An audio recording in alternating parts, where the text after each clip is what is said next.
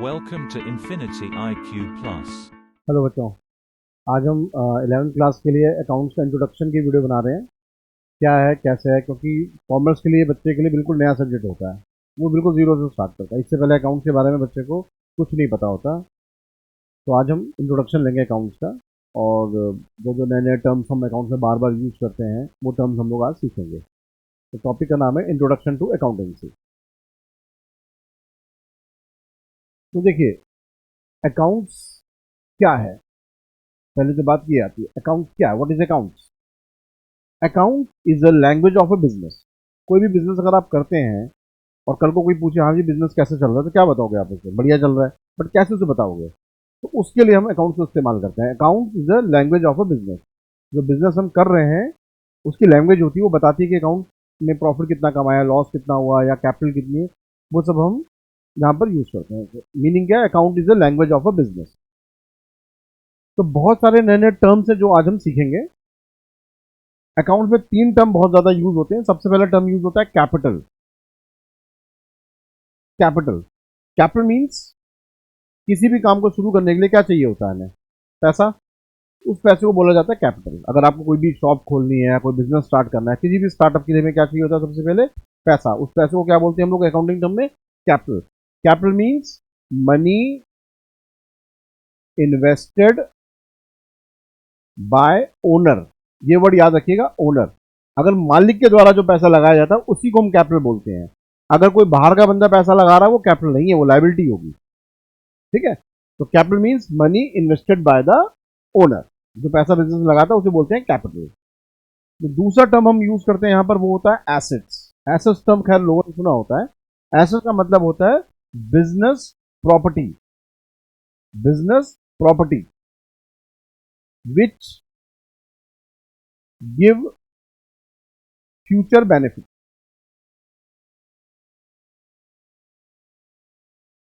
कोई भी प्रॉपर्टी ली आपने, कोई बिल्डिंग ले ली, कोई मशीन ले ली, तो उसमें फ्यूचर में फायदा होगा। बिल्डिंग लेंगे तो उसमें ऑफिस बनाएंगे, फैक्ट्री बनाएंगे। मशीन ली होगी तो उसमें प्रोडक्शन करेंगे। तो वो एसेट जो हमें फ्यूचर में बेनिफिट देते हैं उन्हें कहा जाता है एसेट्स। एसेट जो है आपके पांच तरह के होते हैं। There are 5 types of assets. Number 1, fixed assets, current assets, tangible assets, intangible assets और फिक्टिशियस एसेट्स। तो there are 5 types of assets. Number 1, fixed assets. Fixed assets को हम दूसरा बोलते हैं नॉन करंट एसेट्स। यानी वो एसेट्स जो हमारे पास लंबे समय तक रहता है। बिल्डिंग खरीद ली आपने, मशीन खरीद लिया, फर्नीचर खरीद लिया, ये हमारे पास एक बार खरीदेंगे, लंबे समय तक हमारे साथ रहेगा। इन्हें कहा जाता है नॉन करंट एसेट। इसकी प्रॉपर डेफिनेशन ये है, those assets which are purchase not for resale. Not for resale, it is purchase for use in the business for producing goods and services. वो एसेट जो बिजनेस में बेचने के लिए नहीं खरीदे जाते, बल्कि इस्तेमाल करके, यूज करके सामान बनाने के लिए खरीदे जाते हैं, उन्हें कहा जाता है नॉन करंट एसेट। ठीक है? Building, machine, furniture, these are fixed assets. Then next आता है current assets. Current assets are those assets which can be easily converted into money. जिनको आसानी से हम पैसों में बदल सकते हैं उन्हें कहा जाता है करंट एसेट्स। जैसे कैश, बैंक, स्टॉक, जो फ्लो में रहता है, चेंज होता रहता है, उन्हें कहा जाता है करंट एसेट्स। फिर आता है tangible. Tangible assets are those assets which have physical existence. जिसको आप छू सकते हैं, देख सकते हैं, महसूस कर सकते हैं, उन्हें कहा जाता है टेंजिबल। फिर आता है intangible. Intangible assets are those assets which don't have physical existence. जिनको ना छू सकते हैं ना देख सकते हैं, उन्हें कहा जाता है इंटेंजिबल एसेट। अब बात यहाँ पे राइज होती है कि अगर कोई एसेट हम छू नहीं सकते, देख नहीं सकते, तो हमें फायदा कैसे हो सकता है उसका? बिल्कुल हो सकता है। नॉन करंट एसेट्स होते हैं intangible, like goodwill, software, copyright, patent. अब सॉफ्टवेयर की बात करते हैं। सॉफ्टवेयर क्या होता है? कोई ऐप, कोई सॉफ्टवेयर आपने डेवलप किया, जो भी यूज करेगा वो आपको उसके बदले पैसे देगा। माइक्रोसॉफ्ट है, क्या घर घर जाके सॉफ्टवेयर बेचता है वो? नहीं, उसने बना दिया। जो भी कंप्यूटर या लैपटॉप खरीदता है माइक्रोसॉफ्ट का, वो सॉफ्टवेयर खरीदता है। तो सॉफ्टवेयर देखने की चीज नहीं है, लेकिन यूज करने की चीज है। पेटेंट जैसे स्विगी है, जोमेटो है, आप मोबाइल में ऐप यूज करते हैं, आपको लगता है स्विगी का अपना कोई रेस्टोरेंट है, जोमेटो का अपना रेस्टोरेंट है? नहीं, कोई रेस्टोरेंट नहीं है। वो सिर्फ रेस्टोरेंट से सामान उठाकर आपके पास डिलीवर करता है। तो इस बीच में जो उसे कमीशन मिलता है वो उसकी इनकम है, और जो लोग ऐप डाउनलोड करते हैं उनको उससे भी इनकम होती है उसको। तो ये सब चीजें क्या है, इनटेंजिबल एसेट्स हैं, जिनको आप देख नहीं सकते, छू नहीं सकते, लेकिन उसके में बेनिफिट मिलते हैं, उन्हें कहा जाता है इनटेंजिबल एसेट्स। लास्ट आता है फिक्टिशियस एसेट्स। ये एसेट्स डिफाइन करना थोड़ा सा मुश्किल होता है। रीजन ये क्योंकि एसेट्स नहीं होता बल्कि हमारा लॉस होता है। इनमें इनमें हम वो लॉसेस रखते हैं जो बड़े नेचर के होते हैं। जैसे फैक्ट्री मान लीजिए आग लगी, सारा माल जल गया, अब जो नुकसान हुआ, क्या उस नुकसान को इमीडिएट हम 1 साल या 2 साल में कवर कर सकते हैं? नहीं, कवर करने में 3 से 4 से 5 साल लग जाएंगे, क्योंकि बड़ा नुकसान हुआ है। तो बड़े नुकसान को हम लोग इमीडिएट प्रॉफिट लॉस अकाउंट के थ्रू राइट ऑफ नहीं कर सकते, इसको हम लोग बुक में से धीरे धीरे करके राइट ऑफ करते हैं। तो इस तरह के बड़े नुकसान को कहा जाता है फिक्टिशियस एसेट्स। अब नेक्स्ट आता है liabilities. What is a liabilities? Liability का सिंपल मतलब होता है उधार। जो हम उधार लेते हैं उन्हें कहा जाता है लायबिलिटीज, बोरोइंग्स।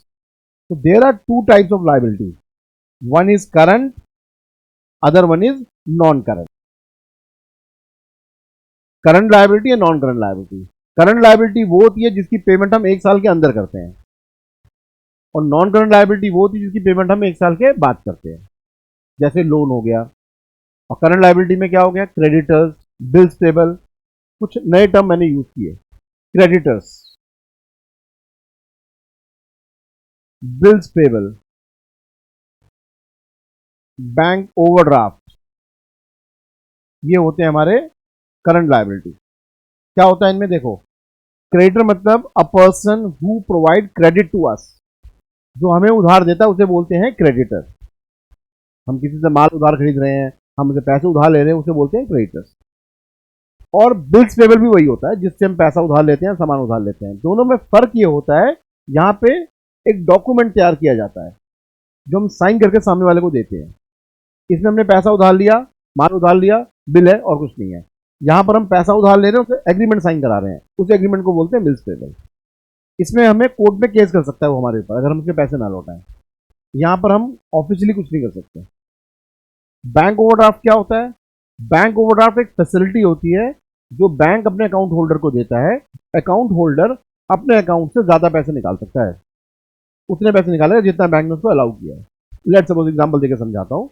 मान लीजिए मेरे अकाउंट में 5,000 रुपए हैं और मैंने किसी को चेक काट के दिया 7,000 का, तो ऑब्वियस है नॉर्मल चेक बाउंस हो जाएगा। लेकिन अगर मुझे ओवरड्राफ्ट फैसिलिटी मिली हुई है तो चेक मेरा क्लियर हो जाएगा, मेरे अकाउंट का बैलेंस हो जाएगा -2,000। यानी ओवरड्राफ्ट एक तरह का छोटा मोटा लोन है जो बैंक आपको देता है, और इसमें डेली बेसिस पे इंटरेस्ट लगता है। डेली बेसिस पे मतलब 1 दिन, 2 दिन, 3 दिन, जितने दिन आप पैसा रखेंगे उतने दिन का आपको ब्याज देना होता है। ठीक है, वो होता है बैंक ओवरड्राफ्ट। फिर इसी में एक और टर्म आता है डेटर। डेटर करंट एसेट्स होते हैं, क्रेडिटर का उल्टा होता है। क्रेडिटर वो होते हैं जो हमें पैसा उधार देते हैं, डेटर वो होते हैं जो हमसे पैसा उधार लेते हैं, उन्हें कहा जाता है debtor. Debtor is a person who borrow money from us. ठीक है, तो ये हो गया हमारे एसेट्स, कैपिटल और लायबिलिटी। एक और इसमें टर्म यूज होता है ड्रॉइंग्स। ड्रॉइंग्स का मतलब क्या होता है? Drawing means money withdrawn from the business for personal use. जब कोई बिजनेस आप कर रहे हैं, घर के लिए कुछ पैसा या सामान निकाल के अगर आप घर लेके जा रहे हैं, उस अमाउंट को बोला जाएगा ड्रॉइंग्स। ठीक है, और ये हो गया आपके एसेट्स, कैपिटल और लायबिलिटी, ड्रॉइंग्स हो गया। अब हम करेंगे बात एक्सपेंडिचर की। Expenditure, expenses. एक्सपेंसेस को हम 3 कैटेगरी में डिवाइड करते हैं। One is revenue expenditure, capital expenditure और deferred revenue expenditure. Revenue expenditure वो होता है जो हम बार बार खर्च करते हैं, जैसे रेंट है, सैलरी है, इंश्योरेंस है, रेगुलर बेसिस पे जो खर्चे पे करते हैं उन्हें कहा जाता है रेवेन्यू एक्सपेंडिचर। बिजली का बिल पे करना, स्कूल की फीस पे करना, मोबाइल रिचार्ज कराना, वो सब रेवेन्यू एक्सपेंडिचर है। कैपिटल एक्सपेंडिचर वो हो गया जो हम एक बार पे करेंगे, फायदा लंबे समय तक मिलेगा। जैसे बिल्डिंग खरीद ली हमने, मशीन खरीद लिया, फर्नीचर खरीद लिया, फिक्स्ड एसेट्स, वही हो गए कैपिटल एक्सपेंडिचर। और डेफर्ड रेवेन्यू एक्सपेंडिचर वो है जो हमने पे तो कर दिया बट उसका बेनिफिट मिल भी सकता है और नहीं भी मिल सकता है, उन्हें कहा जाता है डेफर्ड रेवेन्यू एक्सपेंडिचर। इसका बेस्ट एग्जांपल है एडवर्टीजमेंट। ऐड पे जैसे आपने बहुत सारा खर्चा किया, खूब पोस्टर, बैनर, पैम्पलेट वगैरह खूब ऐड पे खर्चा किया, लेकिन बेनिफिट नहीं मिला, उसे कहते हैं हम लोग, मिल भी सकता है नहीं भी मिल सकता है, तो इस तरह के खर्चों को कहा जाता है डेफर्ड रेवेन्यू एक्सपेंडिचर। क्योंकि ये खर्चे में हैवी अमाउंट खर्च होता है, इसको हम इमीडिएट राइट ऑफ नहीं करते, इसको हम लोग धीरे धीरे राइट ऑफ करते हैं, जस्ट लाइक अ फिक्सटिशियस एसेट, वो यही होता है।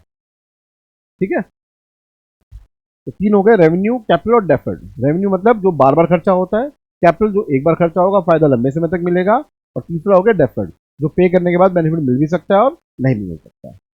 इसके अलावा छोटे छोटे टर्म्स हैं जो आप पहले से जानते हो अकाउंट्स में, परचेज खरीदना, सेल बेचना, परचेज रिटर्न, हमें किसी ने, हमने जो माल खरीदा था वो खराब है, हमने लौटाया, सेल रिटर्न, किसी ने हमें लौटाया, discount allowed.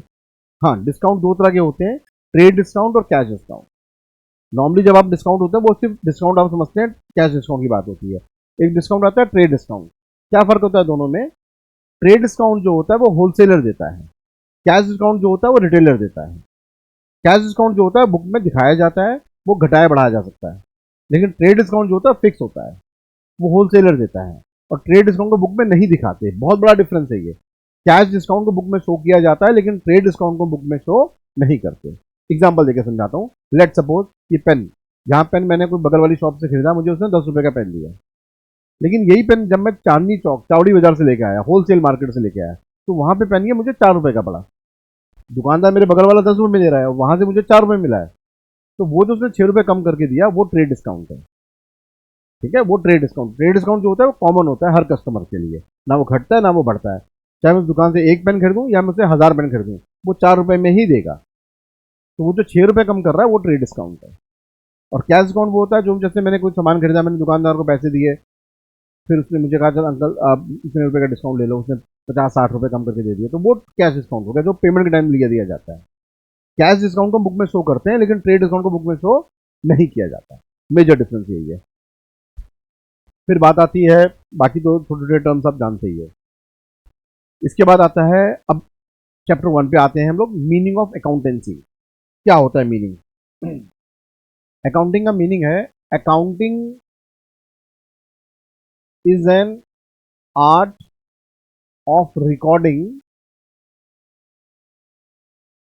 Classifying, summarising of those transactions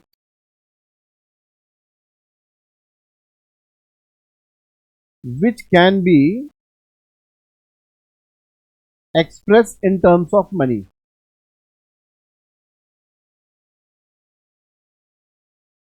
Analysis and interpretation, the result thereof. अब पहले मीनिंग को समझे अच्छी तरह से आप। सबसे पहला मीनिंग है, accounting is an art of recording. Art, accounting क्या बोल रहा है, वो आर्ट है। किस तरह की आर्ट है भाई? जैसे देखें, कोई म्यूजिशियन है, कोई डांसर है, कोई पेंटर है, क्या वो पैदाइशी होता है? नहीं, वो धीरे धीरे करके प्रैक्टिस करके एक्सपर्ट हो जाता है। अकाउंटिंग भी यही है, accounting is an art of recording. हमें अकाउंटिंग में हम एक्सपर्ट कब बनेंगे? जब हम उसकी ज़्यादा प्रैक्टिस करेंगे। अकाउंट भी प्रैक्टिस मांगता है, जितनी ज़्यादा प्रैक्टिस करोगे उतना आप उसमें परफेक्ट हो जाओगे। तो accounting is an art of recording. हम इसमें रिकॉर्डिंग करते हैं, हम इसमें क्लासिफाइंग करते हैं, हम समराइज करते हैं।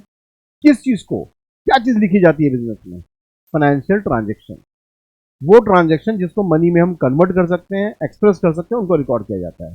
जो नहीं होता उनको रिकॉर्ड नहीं करते। तो सबसे पहले हमें क्या करना है? सबसे पहले ट्रांजेक्शन को वेरीफाई करना है कि वो फाइनेंशियल नेचर की है या नहीं, क्योंकि अगर वो फाइनेंशियल नेचर की होगी तभी बिजनेस में रिकॉर्ड किया जाएगा। देन उसको हम क्लासीफाई करेंगे, देन उसको हम समराइज करेंगे।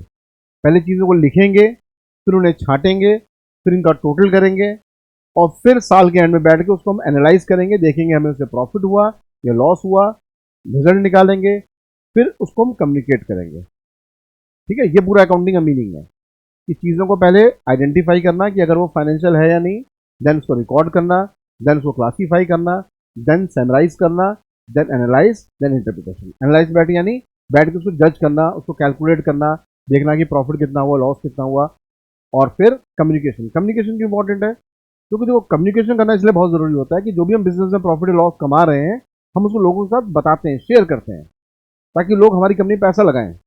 अब जैसे अडानी है, अंबानी है, आपको लगता है ये सिर्फ अपने पैसों से बिजनेस चला रहे हैं? नहीं।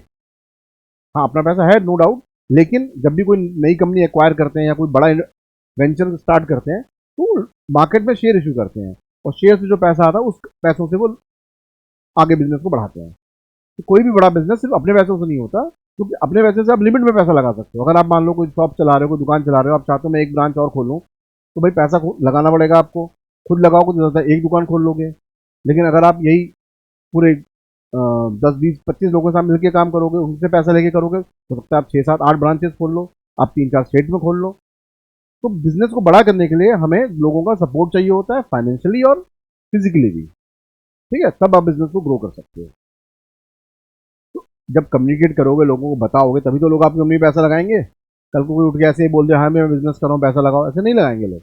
आपको लोगों को दिखाना पड़ेगा, आप प्रॉफिट कमा रहे हो, शो करोगे, दिखाओगे, तब जाके बात बनती है। तो हमें क्या करना पड़ता है? सबसे पहले हमें आइडेंटिफाई करना पड़ता है चीज़ों को, कोई फाइनेंशियल है या नहीं, देन उसको रिकॉर्ड करते हैं, then classify, then summarise, then analyse, interpretation and communication. This is the meaning of accounting. अब नंबर 2 बात आती है ऑब्जेक्टिव ऑफ अकाउंटिंग। अकाउंटिंग करते क्यों है, जरूरत क्या करने की? भाई सबसे पहला ऑब्जेक्टिव होता है रिकॉर्ड मेंटेन करना। कोई भी आप बिजनेस कर रहे हैं, आपको याद रहेगा कि आपने 1 महीने पहले किसको माल बेचा था, कितना बेचा था, कितना लेना है, कितना देना है? नहीं होता, याद नहीं रह सकता इंसान। तो कहीं ना कहीं लिखेगा। लिखने के लिए कहीं भी लिखेगा तो रिकॉर्ड तैयार हो रहा है। तो अकाउंटिंग करने का सबसे बड़ा मोटिव होता है to maintain the records of the business. दूसरा मोटिव होता है प्रॉफिट लॉस। भाई सीधी बात है, कोई भी बिजनेसमैन बिजनेस क्यों करता है? सिंपल, प्रॉफिट के लिए। तो हमारे लिए सबसे ज़्यादा ज़रूरी ये जानना है कि बिजनेस से प्रॉफिट हो रहा है या लॉस हो रहा है, क्योंकि उसी अकॉर्डिंग आगे फर्दर इन्वेस्टमेंट करेंगे। Number 3, to know the financial position of the business. अब ये फाइनेंशियल पोजीशन क्या होती है? फाइनेंशियल पोजीशन यानी फर्म की बैलेंस शीट। एक बैलेंस शीट एक ऐसी स्टेटमेंट है जो हमें पूरे फर्म का एक रिपोर्ट कार्ड, किसी भी फर्म की बैलेंस शीट को आप देख के फर्म को जज कर सकते हो कि फर्म के हालात कैसे हैं। इसे कहते हैं बैलेंस शीट। यहां पर आती है लायबिलिटीज, अमाउंट, एसेट्स और अमाउंट। तो एसेट्स बताया था मैंने आपको क्या होता है, बिजनेस प्रॉपर्टी। लायबिलिटीज क्या होती है, जो हम बोरो करते हैं। तो एसेट्स हम लोग देखेंगे, उसके बाद बिल्डिंग कितनी है, मशीन्स कितनी है, फर्नीचर कितना है, कैश कितना है, बैंक कितना है, स्टॉक कितना है, डेटर कितने हैं। सेम लायबिलिटीज में देखा जाएगा, उसके पास कैपिटल कितनी है, लोन कितना है, क्रेडिटर्स कितने हैं, बिल्स पेबल कितना है, बैंक ओवरड्राफ्ट कितने हैं। तो इससे हम फर्म को जज करेंगे कि फर्म के हालात कैसे हैं। हम बैलेंस शीट एक तरह का रिपोर्ट कार्ड है, जैसे कोई रिपोर्ट कार्ड आप उठाते हो, आप देख के बता सकते हो बच्चा पढ़ाई में कैसा है, साइंस में इतने, मैथ्स में इतने, आइडिया लगा सकते हो आप। सेम हम बैलेंस शीट देख के फर्म के आइडिया लगा सकते हैं फर्म के हालात कैसे हैं। फर्म की रिपोर्ट कार्ड होती है बैलेंस शीट। ठीक है, तो know the financial position of the business. Next, helpful to the interested parties. Management के साथ रिजल्ट, जो दूसरे लोग होते हैं उनके साथ रिजल्ट को शेयर करना, ये भी हमारा अकाउंटिंग का मोटिव होता है। पहला होता है रिकॉर्ड मेंटेन करना, दूसरा होता है प्रॉफिट लॉस पता करना, तीसरा होता है फाइनेंशियल पोजीशन पता करना, चौथा होता है रिजल्ट को लोगों के साथ शेयर करना। अब किन लोगों के साथ शेयर करना? तो कौन कौन से लोग इंटरेस्टेड होते हैं बिजनेस में? तो यूजर्स ऑफ अकाउंटिंग इंफॉर्मेशन। इनको बेटा हम 2 पार्ट में डिवाइड करते हैं, एक होता है इंटरनल यूजर्स और एक होता है एक्सटर्नल यूजर्स। इंटरनल में बेटा 2 आते हैं, ओनर और मैनेजमेंट। पुरानी बुक में देखोगे उसमें इंप्लॉय भी आता था, लेकिन अब केवल 2 ही आते हैं, ओनर और मैनेजमेंट। इन्हीं 2 को हम इंटरनल मानते हैं, बाकी सब एक्सटर्नल है। एम्प्लॉयज, क्रेडिटर्स, इन्वेस्टर्स, बैंकर्स,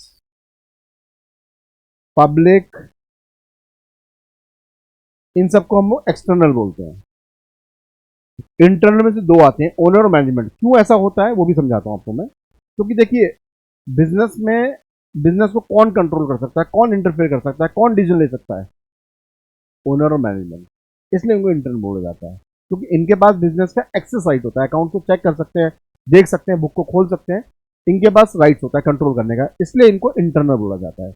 बाकी किसी के पास कोई राइट नहीं है। एम्प्लॉइज काम करेंगे जो ऊपर से ऑर्डर आएगा, अपने दिमाग नहीं लगाएंगे। क्रेडिटर्स जो उधार हम ले रहे हैं वो इंटरफेयर नहीं कर सकता बिजनेस में। इन्वेस्टर, बैंकर्स, पब्लिक ये इंटरफेयर नहीं कर सकते। रिजल्ट नो डाउट जानने में इंटरेस्टेड होते हैं, लेकिन बिजनेस में इंटरफेयर नहीं कर सकते, इसलिए इनको एक्सटर्नल बोला जाता है। लास्ट पॉइंट होता है हेल्पफुल टू द मैनेजमेंट। जिस भी कंपनी में रिकॉर्ड्स मेंटेन किए जाते हैं, अकाउंट्स प्रॉपर मेंटेन किया जाता है, वहां पर बिजनेस को चलाने और करने में बहुत आसानी होती है। ठीक है, ये था हमारा ऑब्जेक्टिव ऑफ अकाउंटिंग। फिर आता है लिमिटेशन। क्या क्या लिमिटेशन है? सबसे पहली लिमिटेशन है it records only financial transaction. हम अकाउंट में केवल फाइनेंशियल ट्रांजेक्शन ही लिखते हैं। ये इसके लिमिटेशन भी है और इसके एडवांटेज भी है, क्योंकि देखो बिजनेस में नॉन फाइनेंशियल चीजें भी इंपॉर्टेंट होती हैं, एम्प्लॉय का बिहेवियर, ऑनेस्टी, गुड्स की क्वालिटी, लेकिन उसको मनी में हम कन्वर्ट नहीं कर सकते, रिकॉर्ड नहीं करते। तो अकाउंटिंग का सबसे बड़ा लिमिटेशन है। Number 2, ignores the changes in price level. Market में जो फ्लक्चुएशन होती है उसको भी रिकॉर्ड नहीं करते हम लोग। हमसे जितने में खरीदा होता है वो चीज़ लिखते हैं, मार्केट में जो उतार चढ़ाव हुआ वो चीज़ हम नहीं लिखते। जैसे कोई फ्लैट आपने खरीदा 20 लाख का, 25 लाख का, क्या रोज उसमें काट काट के अमाउंट चेंज करते हो? भाई 1-2 साल में उसकी वैल्यू बढ़ जाती है, लेकिन हम चेंज तो नहीं करते। Ignore the changes in price level. Market में जो फ्लक्चुएशन होती है उसको रिकॉर्ड हम लोग नहीं करते। Number 3, ignore the qualitative element. हम क्वालिटी वाली चीज को भी रिकॉर्ड नहीं करते।